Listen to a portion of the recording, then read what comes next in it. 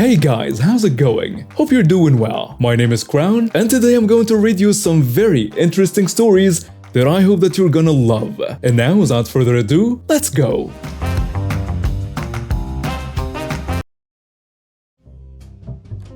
I was in my neighborhood bullseye store, looking around for some root beer and minding my own business.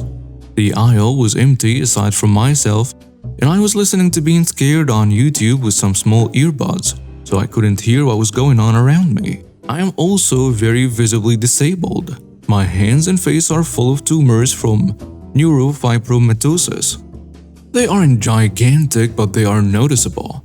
Because of this, my central nervous system is totally shot. Simple tasks like washing my hands can sometimes cause excruciating pain. And because of this, I really don't like to be randomly touched unless I know the touch is coming. As with the corner of my eye, I saw a woman in her 40s tapping her high heel in my direction. I ignored her as she wasn't my problem to deal with, and she was being rude. Suddenly, I felt a tug on my ear and my earbud fell to the floor. I saw her foot stomp on it, and I was pissed. She tried to pull me to a standing position by my ear. It was a reflex. I took a swing backwards and connected with her face. This probably hurt me a lot more than it hurt her due to the tumors in my fingers. Karen yells, "You hit me!" I didn't even let her finish her sentence. "Don't touch me. You just assaulted me and broke my property, and you're going to replace it." "The hell I am. I just wanted to know the laundry detergent location, and you just hit me." As I turned to face her, she noticed the tumors on my face and started screaming so loudly that someone in the deepest pit of hell would hear her. "Oh my god, this man has monkeypox and isn't wearing a mask. Security! Police! Anyone help!" There was noticeable swelling under her right eye at this point, and a manager and a security guard approached. They simply just punched me in the face. All I wanted was to know where the laundry detergent is. The manager took one look at me and started to ask, "Sir, who is your direct super? Are you really about to ask me if I work here? Take a close look at me, dude." He kind of squinted, looking at my face, clearly noticing the tumors. "See, he has monkeypox." "Sir, you really should be wearing a mask." "No, I am disabled. These things on my face are tumors, and this woman just assaulted me and broke my personal property. I very obviously do work here. Look at my shirt. I was wearing a black Pole Compact Club shirt with a matching hoodie. Get the police here right now." The manager went white as a ghost, and the security guard was already on a radio with a local PD at this point. I knew I better calm down and let cooler heads prevail here, because I didn't want to go to jail. When the police arrived, I gave them my version of the events. I made sure to let the cop know I am disabled.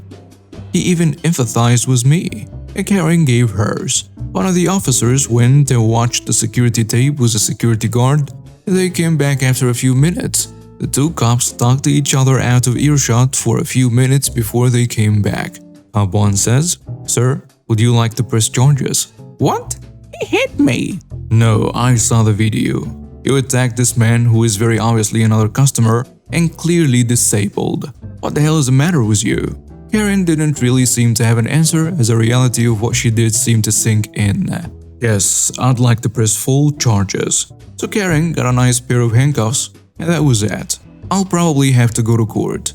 For those wondering, I was wearing break-ons, so they won't be replaced unless I take her to civil court, but for my sanity, I'll just eat the cost and replace them myself. The manager did apologize for asking, and that was enough for me. I won't hold a grudge against the guy for it. The cop also gave me his card and told me to call him if I need anything on the case. Background: when I was 16, while working as a bagger in a grocery store, we got a new manager. We will call her Elisa. Elisa had a very "I am right, you're wrong" attitude. She didn't care if she was in the wrong, but you better do what she told you, until she changed her mind. If you spoke out against her, you would end up on her hit list, and she would do her best to get you fired. The story: generally, the bagger is the lowest position in a store. We collect carts from the lot, put away items, stock, clean, bag, and somehow we are always at fault. You, Elisa. I had an early shift, clocked in, started morning duties, and I heard on a loudspeaker, "OP, please come up to aisle 6, frozen aisle seafood." This is an oval-shaped open-air freezer at the end of the aisle. 6 compartments, about 20 feet long in total. 1 compartment on each end, 2 in between on each side. About 2 feet deep under the aluminum panels with fans facing out from the center. Drainage in the bottom, freezing air flows out vents onto the merchandise above. Drainage compartments eventually clog with ice over time. I come in and Elisa gives me a smile and asks me to grab a bucket and scrub brush. I was going to pull up the bottom aluminum floor panels at the bottom of the freezer and melt the ice that accumulates around the fans. "It should take no longer than 30 minutes, she said. "Make sure you use cold water, since we don't have the temperature sensors to go off. Anything over 42 Fahrenheit will set them off and corporate would call." I say, "Let me make sure I have this right. You'd like me to fill the bucket with cold water and pour it on the ice in the freezer while the freezer is at 19 degrees Fahrenheit? She stares at me like I'm stupid. I inform her that it isn't going to work. The water will freeze and just create a mound of ice. I suggest using hot or practically boiling water while watching the temperature. Elisa gives me a firm no, and a threat of writing me up if I disobey. The start of the malicious compliance begins. I've already figured that no matter what I do, I'm likely to be in trouble. To get the water, I had to fill it in the meat department sink. The meat manager asked me what I was up to, and I told the story with all the details. The meat manager is scratching his head and he heads over to call Elisa. She confirms, and I hear a bit of arguing. The meat manager comes back, gives me a smile and says to do as I was told. He'd back me up. So for the next hour, I must have put about 200 gallons of cold water onto the freezer fan. I switched from a 2-gallon bucket to a 5-gallon. I stopped and moved to the next fan each time the compartment was to the brim with ice. I got 4 compartments done before she came to check on me. Instant rage. Elisa went from white to red real quick. It was also the first time I've heard the manager cuss. "What the hell is this? How the hell could you screw up something so simple?" said Elisa. I said, "I did exactly what you told me to." I took buckets of cold water and poured them on the ice around the fans. Right as she was going to write me up, the meat manager came over after hearing her cussing. The meat manager saw the ice-filled compartments and mentioned that I should have used hot water. This sent Elisa over the edge. "Up to my office. Now, you're being written up." The meat manager did what he said he'd do. He stuck up for me. The meat manager mentioned that he double-checked with her what she wanted me to do, and I was complying with her instructions. She went silent for a moment, and it was like her head was going to pop off. She just took a deep breath and muttered out, "Fix it," and walked away. The meat manager gave me an extended industrial hose hooked up to the hot water. The water in the meat department can get up to 140 degrees Fahrenheit to kill bacteria. The ice was gone in 15 minutes, and since apparently the freezer temperature measured as a whole, it never went above 35 degrees Fahrenheit. Elisa avoided me for over a week afterward. I knew I was on her hit list, and for the next 8 months, she tried to write me up for the most pitiful reasons. I eventually was given a written warning for leaving 9 minutes early with approval from the front-end manager that was friends with Elisa. At that point, I knew I would get fired for crap eventually, and I quit without my 2 weeks. Some 20 years ago, I found myself working in a small manufacturing company in what was my first job out of college. There were a few red flags during the interview process which I dutifully ignored as I was desperate for my first real job. Being a small family company, the role consisted of basically 3 jobs rolled into one, which was production scheduling, procurement, and inventory control. My first day on a job, I learned the person hiring me had already quit. The person training me had 2 days left at the company, and the average length of employment for my position was 4 to 5 months. They warned me that the CEO was a micromanaging psycho. I reasoned with my naive self that the guys on the floor or just hazing the new guy. I met the CEO, Chad, later that day, but we got along fine for the first 3 months. The thing about this factory is that they were gaining business fast and were ramping up production by buying new equipment and hiring more workers. The business was in a large growth stage. As we live in a small, impoverished and isolated country, we had to buy our raw materials from overseas, which had a shipping time of 3 months. I modeled the trajectory of sales and moved to order materials every month so that we had a pipeline of materials coming in at regular intervals. When Chad discovered this, he yelled at me and told me to cancel the orders. His reasoning was we did not need that much raw materials and it was a waste of cash flow. I did as I was told, as I was new to the company and thought, surely the CEO should know his business better than I, right? Well, for the rest of the time I was working there, we were always running short on materials. I'd always have to problem solve when we ran out of materials, such as offering free expensive upgrades with more expensive material we had in stock to our customers. The thing that really irked Chad was that I was constantly ordering raw materials from our competitors. I built a good rapport with these companies and they enjoyed charging us an arm and leg for their materials. By the time my 1-year mark at the company came around, Chad absolutely detested me. He would come to my workstation on a regular basis to berate me for not doing my job properly, questioning my integrity, threatening my job, and even accusing me of theft of raw materials. Being a fresh new grad, I kept quiet and just took it on the chin as he cussed me out. All the while thinking I'm the one busting a gut here working 3 roles and getting products out the door while you make stupid decisions, which I always have to clean up. The entire factory shop floor staff hated Chad. He had a window in his office on the 2nd floor overlooking the factory. He would stand there with his arms crossed looking at the blips working below. Every second day, he would go on a warpath into the factory floor to yell and threaten staff. As winter rolled around, we had a large order come in from one of our biggest customers, which required a large quantity of expensive and bulky raw material. Chad instructed me to order 3 containers of raw materials for the job, which I did straight away. A few days later, I realized I was getting shakes on a Sunday before coming into the work as I was stressed, dreading the new incoming week. The next day, I put in my notice for 2 weeks without securing another job. I felt a huge weight lifted off my shoulders and I felt in control of my life again. I slept very well that night. To this day, I still think it was one of the best decisions I have made in my life as I put my mental health ahead of a steady income. Thankfully, I had an understanding partner.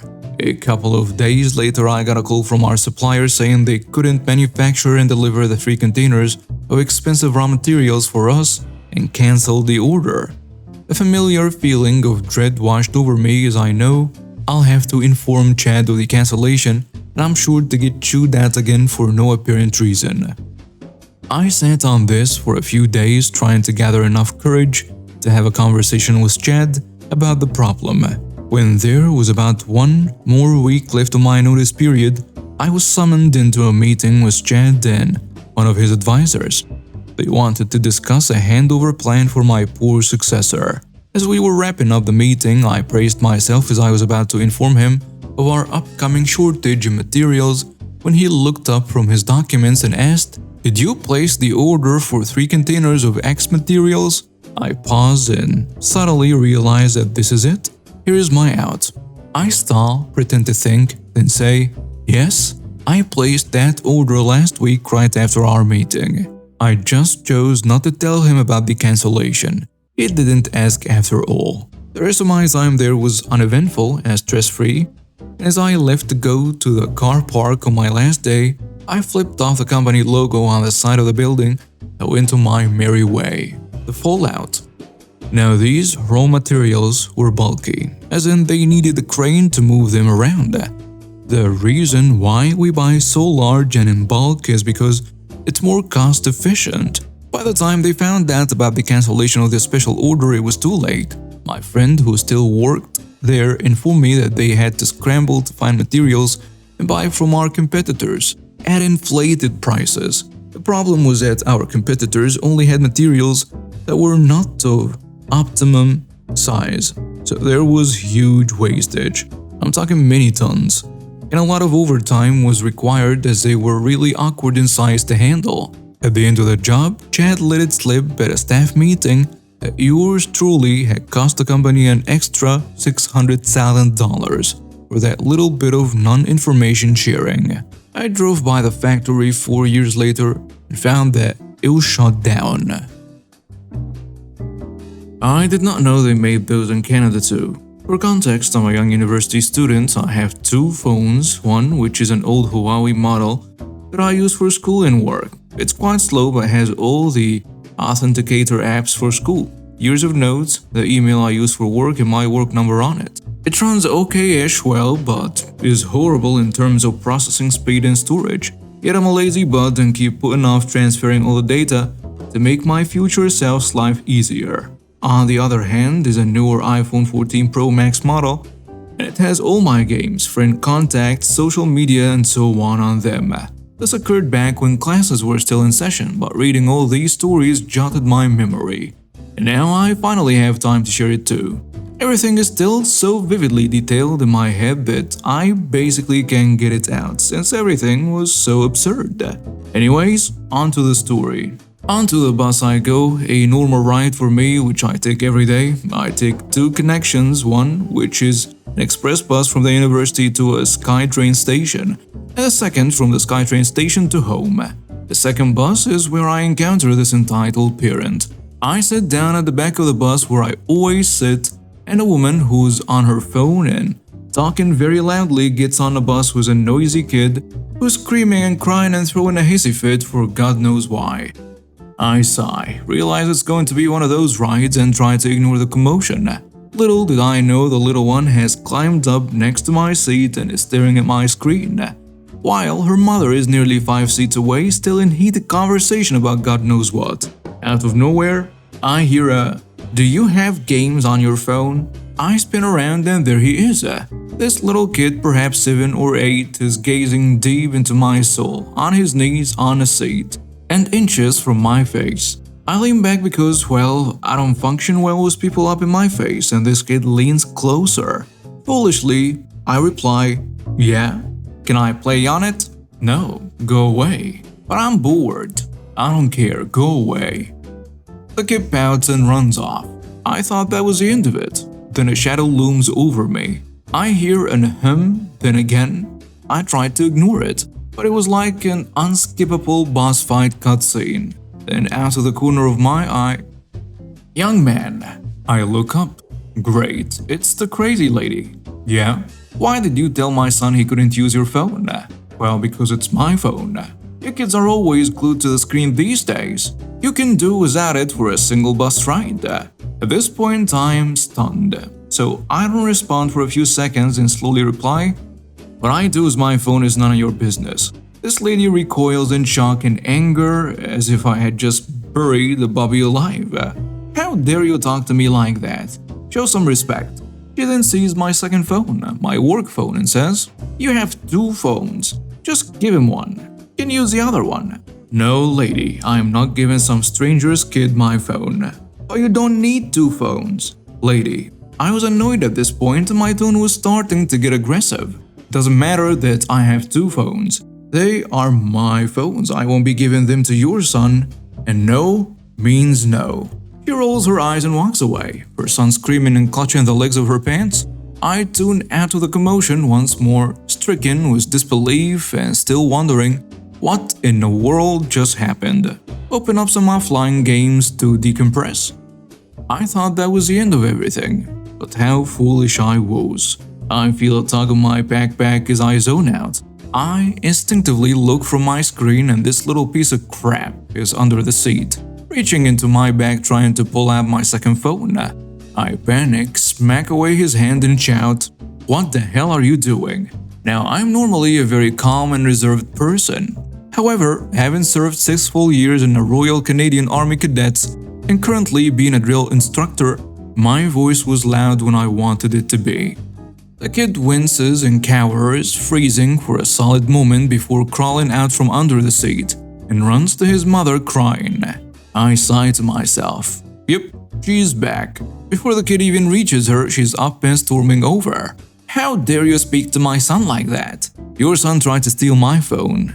Let him have it. Stop being a brat. You can stay off your phone for a moment. It's not that big of a deal. I was seizing with rage, boiling with anger. Without skipping a beat, I spat back. Well, if it's not such a big deal, how about you let him have yours? That way you can keep an eye on your little precious angel and start being a responsible parent for once. Your kid being bored is not my responsibility. She turned red and demanded, "Are you calling me a bad parent?" And I responded with, "If you were such a good parent, your kid wouldn't be off trying to steal other people's stuff." Now, our shouting match had drawn quite a commotion. I heard a few ohs and damns from the back of the bus. She grew visibly red and snatched my phone from my hand. My work phone, the one in my hand. "Give me that. You brats don't deserve these." I was stunned for a second that she actually did something so incomprehensibly stupid. Looking back, I knew I should have done something better, but I sprang up, bristled my phone from her grasp, and knocked her down in the process. The mad show hits the fan. She starts wailing like a banshee, screaming that I assaulted her. Her son is crying, and he's punching me in the legs. The bus screeches to a halt and the driver comes running up. Now, seeing the situation, me towering over the screeching mother and holding a phone, he assumes that I was a perpetrator. This is quite a long bus, joined together with two sections, so I assumed that he hadn't heard or saw exactly what was happening. Only noticing the commotion in his rear mirror and seeing me knock Karen down after snatching the phone from her grasp. So he says, "Sir, return that device at once and leave the premises, or I will be forced to call the police." Before he can even finish the sentence, the entire bus explodes with several other passengers speaking up at once, defending my case and telling the driver what had actually happened. The driver held up his hand, backed up, and tried to get everyone to calm down, which took quite a while, especially because Karen kept screaming that she was going to have me arrested, that she was going to sue me, that she was going to press charges, and so on. Once everything finally calms down, I begin to speak. However, the Karen interjects with, "Sir, he stole my phone from me. I demand to have this racial slur arrested." "Man, please don't use that language here." It looks like he's about to say something else, but I sigh and hold up my hand, and in the most calm voice I can muster in the moment reply, "Sir, this phone is mine. If you allow me, I will unlock it." I hold up the phone, it's got an anime wallpaper on it. Certainly not something middle-aged women with children would have. I typed in the password and the screen unlocked.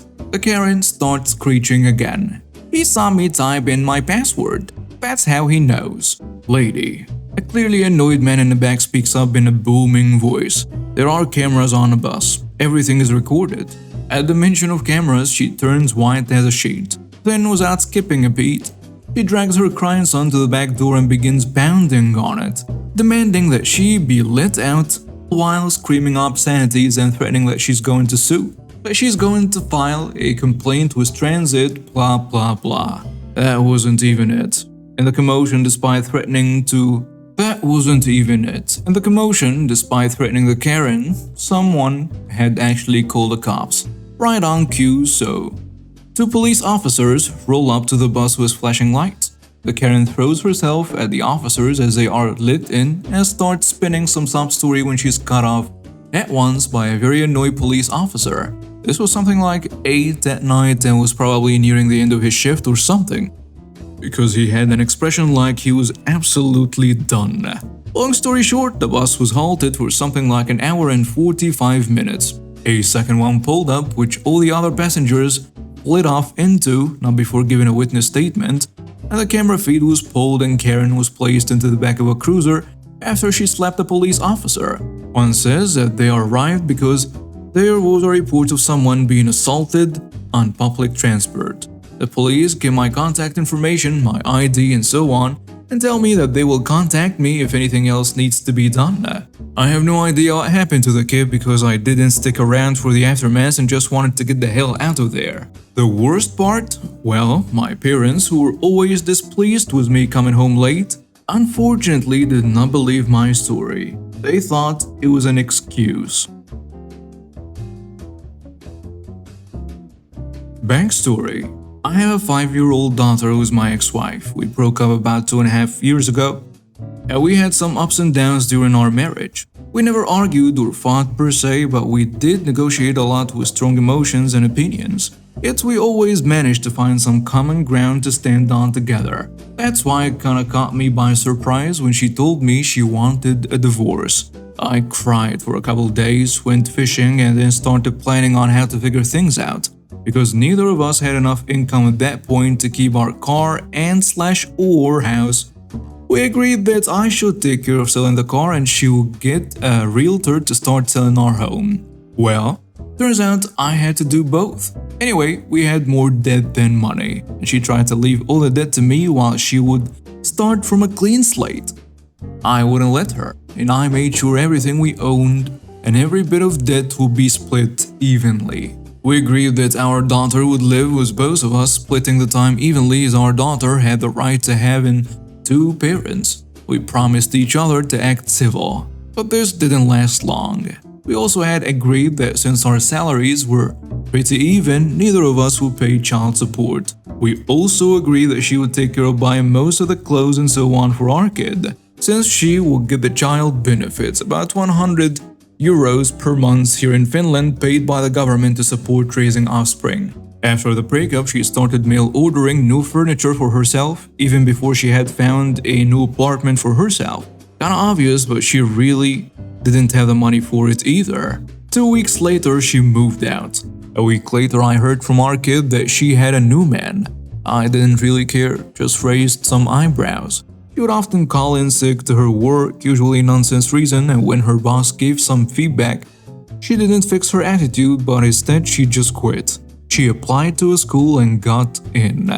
After about 2 months, she quit the school too and started demanding that I pay child support. We got a professional to weigh in and agreed that I still wouldn't pay a dime to her, because she herself had caused her income to collapse. As a goodwill act, I offered to pay for our daughter's insurance. I thought the matter was settled, but then she got pregnant with her new man a few months after our breakup. After our divorce was final, there is a 6 months reconsideration time before the judge calls it. She married her new man. These things empowered her into demanding money again and again and again. So now that you know what kind of person we're dealing with, let's get to the case. Last fall, she yet again demanded money to support our kid. She was working again, and I knew she used our kid as an excuse because she had expressed envy towards my ability to control my finances, to a point that even when I had the same amount of money, I could eat in restaurants and so on. I told her that if she needed child support for legitimate reasons, I would of course help, but all the expenses would have to be calculated properly to know the right amount she would need. Instead, she demanded I would pay her 200 euros a month, and she would take care of all the expenses regarding our daughter. She didn't have any real reasons for the demand, other than her need for control. She had always been someone who wanted to have the last say in things. On top of her demand, this time she threatened to sue me if I didn't pay her. I pretty much laughed at it until I got a message from her lawyer.